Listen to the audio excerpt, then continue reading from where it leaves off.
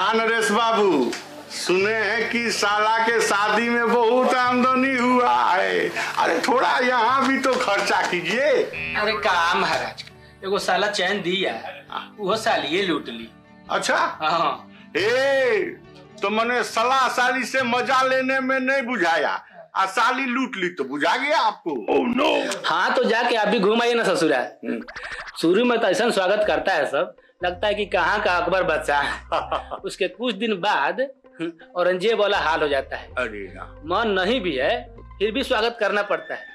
और कुछ साल के बाद तो ऐसा हाल हो जाता है तैमूर के सिपाही वाला, मरो चाहे जियो कोई फर्क नहीं पड़ता है। देखिए ससुराल जो है ने एक कविता जैसा है। जितना सहज दिखता है ने उतना सहज नहीं है, समझे।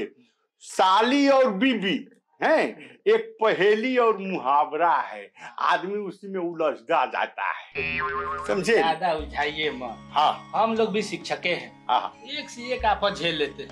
हाँ सब काम तो हम ही लोग को करना पड़ता है। हाँ, पढ़ाई छुड़ा के। अरे